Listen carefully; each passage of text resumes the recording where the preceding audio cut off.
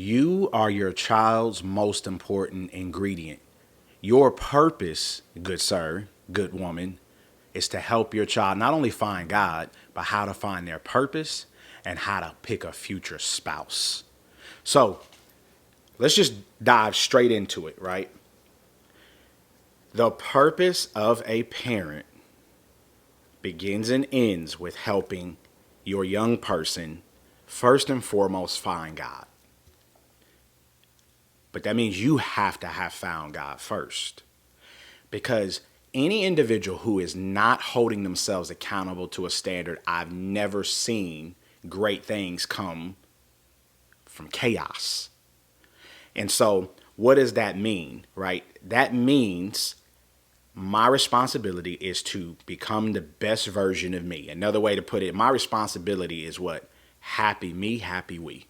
Meaning when I am my best, I can now show up and be the best. Because why? Happiness is no one's responsibility but yours. Only you can save you in the context of making those choices. But faith is the critical cornerstone, because if you don't know whose you are, you're not going to know who you are, and you're not going to know how you are. And so as a parent, I would make it my greatest priority for the benefit of myself that if I want the highest and best version of life, I have to have those answers, and then I have to impart and share and grow that within my children. Why? Because that is your responsibility. Secondarily, let's really dive deep into purpose. As a real estate developer and as the founder of Developer Nation and even the founder of this Builder of People podcast, my greatest priority in life has got to be, after finding God, pursuing the purpose and destiny of which he has sent me to, because all plans and purposes that God creates is multi-generational, meaning it is for your children's children's children, as I always like to say. And so purpose is really critical, because you can't help your child find something when you're lost. So where do you get those answers? Very simple, right? If you want to know the purpose of a thing, you ask the inventor. So it's as simple as this. God is always speaking. Most of us don't know how to listen. It's very simple. Is you accept Christ as your Savior. You read the word to understand who he is. Then you ask a simple question: who am I? It's that simple. But if you need additional resources, I am the author of Big Purpose. I'll provide the link for the digital purchase of the book, which is the world's first roadmap to how you discover and fulfill life purpose. Link in the bio. And so as it pertains to your child, why is helping them find purpose critical? It is because we must teach our children how to be leaders and not slaves. Yeah, that's a strong statement. I'm going to say it again. How to be leaders and not slaves. So what we're doing around here is, you have to understand this. Mankind has, Adam and Eve was over 200,000 years ago. We have, for the last, 99% of it remained largely unchanged. Only in the last 200 years do we see a modern industrialized society. So really for 99.99% of it, we were all hunters, gatherers, entrepreneurs, builders, creators. But what happened, right? Due to capitalism, industrialism needed a new version of slavery, and that's called a job. And so what do? We're going to give you this little piece, right, called a fixed income that you can bank on every single day or every week or whatever your pay cycle is. And you're going to get a certain amount of vacation days just so you don't know that you're a slave. But hey, understand this. I want to respectfully be delicate, because it is wise, often myself included, that we start working for someone else, because what's critical is that we must learn before we can earn. And so there is a season that you very well may need to start. Even though I've been an entrepreneur since the age of 12, 95+% of my career has been that as a serial entrepreneur, and I'm glad it was. The fact of it is there are times when that is necessary. Nothing wrong with that. However, it should be temporary. So back to your kid's purpose. You essentially need to teach them, as it pertains to their purpose, is that God has equipped you to either be an owner or a professional, an owner or specialized expert at something, right? And so Why is that important?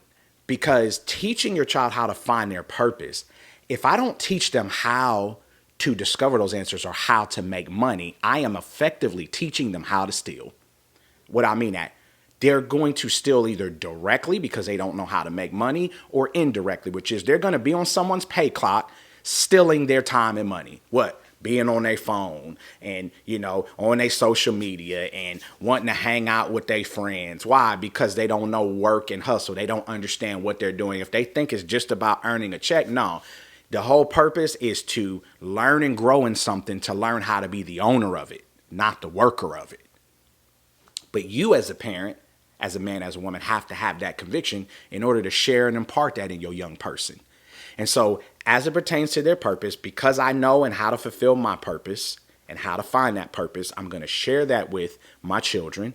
And then I'm going to challenge them to hear from him, to know what that purpose is. And then that mindset is going to be rooted in being an owner or a professional. Why? Because we ain't being an employee, because all you are as an employee is you are helping someone else to fulfill their vision, helping them to fulfill their purpose. They're giving you the 1% crumb and you think you've done something, and they're keeping the 99. That's highly unwise. Furthermore, why? Purpose is generational. It is for our children's children to work in the same industry types that we are. Now, for my children, as an example, blended family, so I have 5. We have been called to be a builder of city, builder of people. That basically means real estate in one manner or another. What I jokingly tell them, and I mean it serious, is you can do anything with your life. It better be real estate. Now, what seat you sit in, what lane in real estate, that's up to you based on what God's call is, what your gifts are, right? Will align with that. So I'll give you an example. The oldest, Braylon, 19-year-old. He is the future CEO. He will succeed me. He knows that. All the children know that. My whole family and friend network know that. It's evident in all of his giftings, right? So the point of it is he is currently a freshman, redshirt freshman quarterback at a junior college who most likely after this season will transfer to a D1 program. He's majoring in economics, in marketing. Why? Because he's going to need to have a high level of a financial acumen, right, in order to effectively lead and grow the things that he will inherit. Okay, the next 19-year-old as well.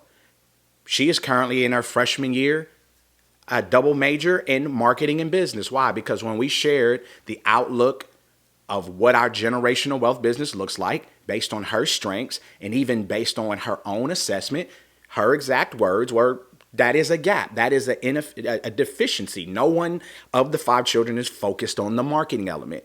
And it makes complete sense because she is uniquely gifted and creative.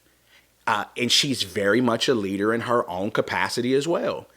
And so to God be the glory. The next is currently a senior in high school. Football player as well, being recruited at the wide receiver position. He's always wanted to be an architect.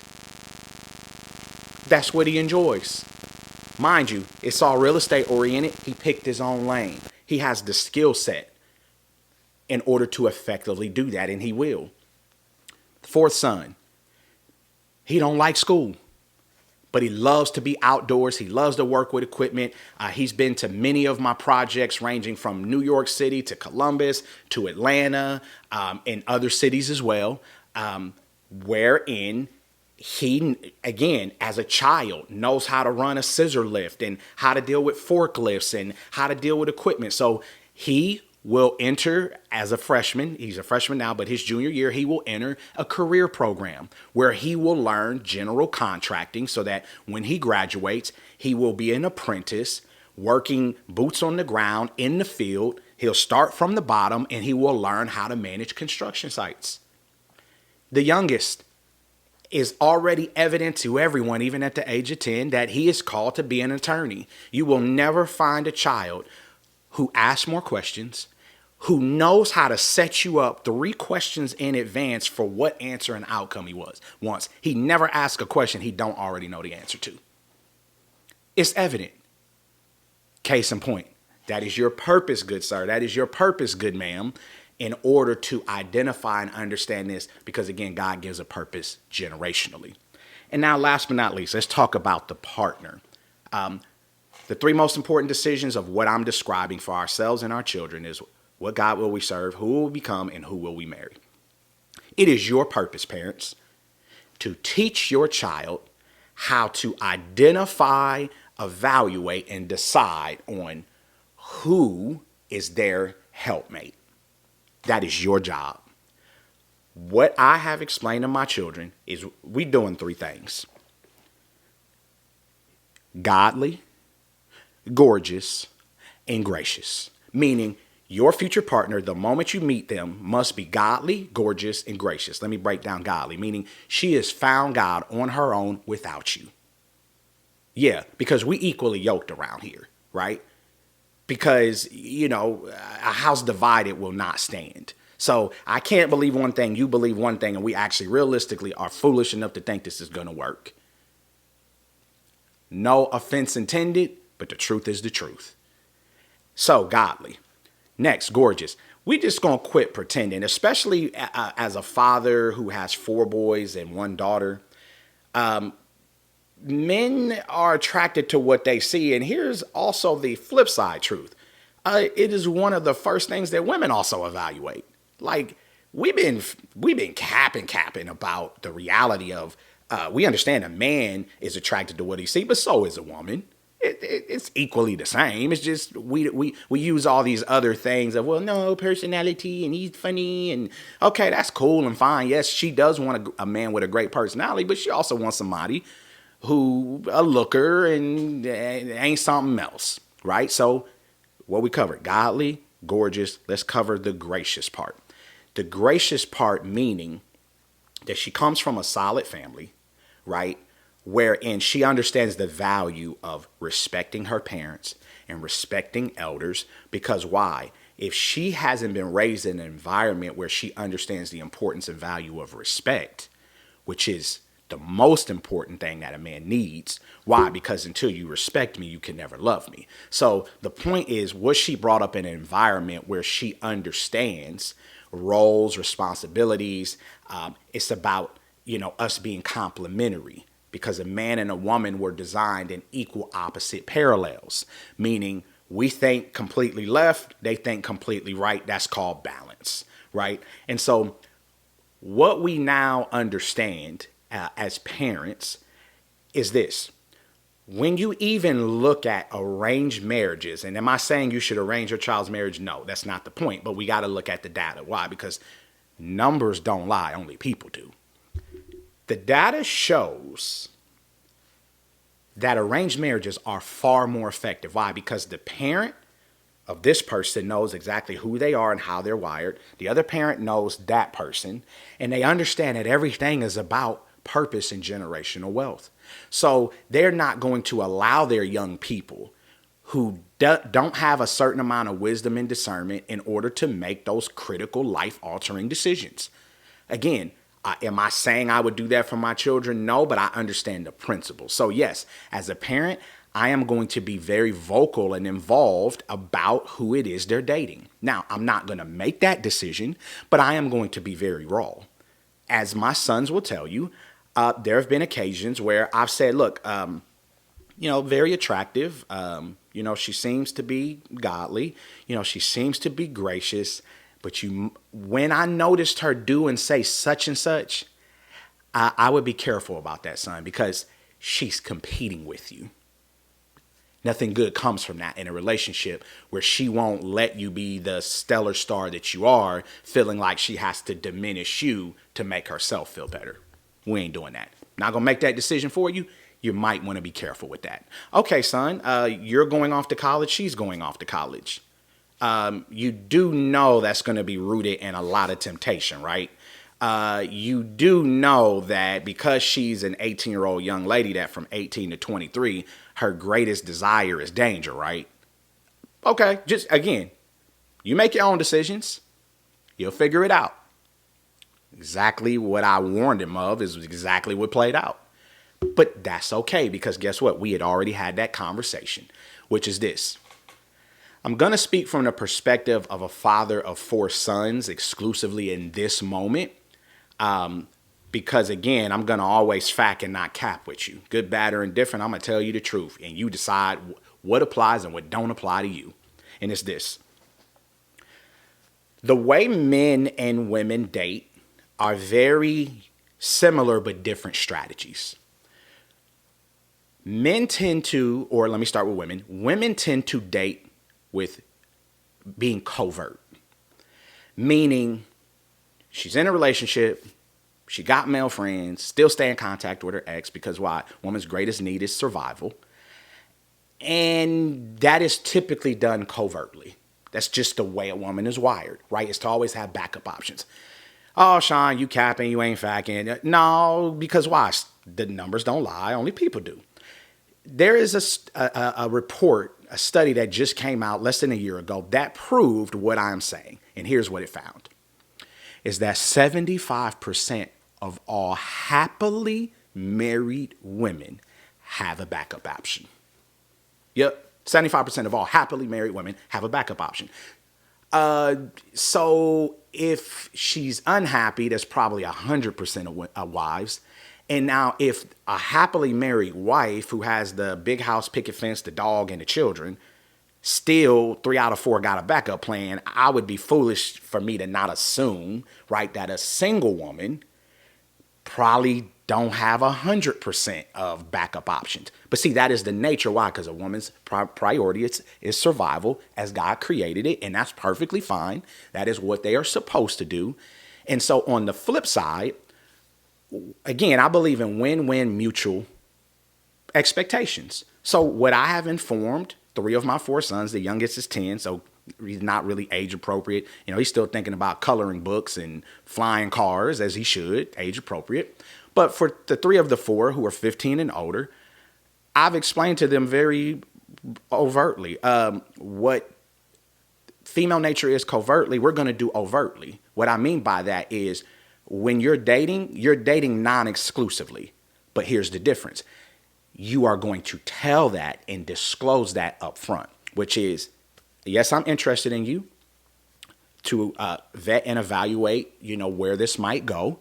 However, I don't date exclusively because I'm not married. I'm a teenager. Why? Because I need to understand, what is in best alignment with me. Yeah, as long as you do that up front with full disclosure, now you give her the power of choice if she with it or not. Why? Because the reality of how you go about picking a partner is that important, and you better learn it, and you better learn it well, or else it is one of the greatest threats to purpose fulfillment, is picking the wrong partner. Can't necessarily destroy it, but it can certainly distract and delay it. And we ain't doing that. Why? Because as a parent, that is my responsibility, is to what? Help you find God. Help you find your destiny so that you are an owner, a professional, and not a slave. And so that you can discern on how to pick a partner based on who is godly, gorgeous, and gracious, who is going to be your helpmeet. As a man, I am to lead. She is my lookout. She is, as I've explained in a prior episode, a woman is a helpmate. She is the assistant to the king, is what the word tells us. She is a lifesaver. Like a queen on a chessboard, she is the only piece that can move in every direction to what? Protect the king. That's the kind of woman we picking. And guess what? That is going to require wisdom and experience to know what that genuinely looks like. And so as always, I want to invite you to join me as the founder of Developer Nation. Developer Nation is an app where we will teach you and equip you and educate you on how to do real estate, small and large scale, understanding that how we manage our relationships and how well we execute our real purpose is going to determine exactly what our outcomes are as it relates to real estate in order to build generational wealth. We are a community of men and women who holistically believe that to be the best in business, I need to be the best version of me, which means I need to be the most effective leader of my family in order to create that generational wealth. Yet again, as always, I'm Shaun J. Ford, real estate developer as well as author. Can't wait to see you on the next episode. And remember, all things work together for the good of those that love God and are called according to his purpose. God bless you.